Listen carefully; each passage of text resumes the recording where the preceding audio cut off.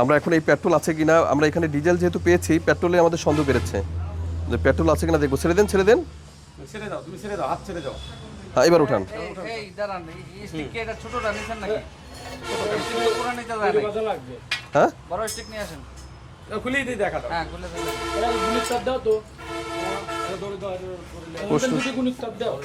তার মানে এটা নিচে চলে যাবে একদম।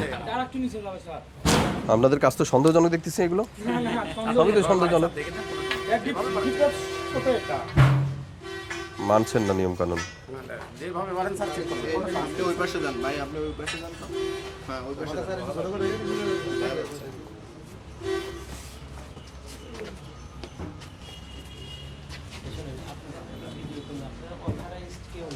আপনারা ক্যালিব্রেশন চার্ট নিয়ে আসেন।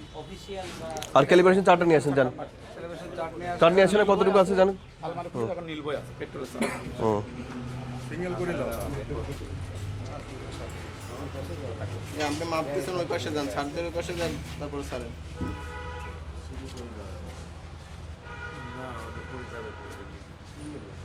পুরোটা ছেড়ে একটু ভেজে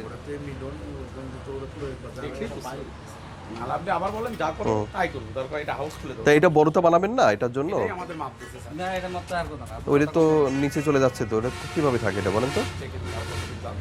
ও চলে যাচ্ছে ওইটা। ওরে আল্লাহর হাতও তো চলে যাচ্ছে। কিন্তু ওটাই নিয়ে চলে যাবো। কোথা রে, বুঝতে পারছেন? চিন্তা করছেন? ওইটা নিয়ে আসেন, যান।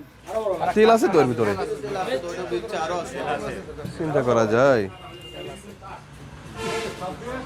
এ কি ধরনের প্রতারণা এটা? আমার আইডিয়া হলো আমাদের সেনাবাহিনীতে সাপ্লাই করে আমরা এই তেলগুলা গাড়িতে আমাদের তেল আমরা সাপ্লাই দিই। আচ্ছা আচ্ছা, মোটামুটি একটু আইডিয়া আছে। না নাহলে তো আমি তো বুঝতে পারতাম না। ও সে যেভাবে দিচ্ছিল ওইটা বেঁধে যাচ্ছিল, আমি তো মনে করি ওইটাই শেষ। হ্যাঁ, এখন এই দুইজন রে, এই দুইজন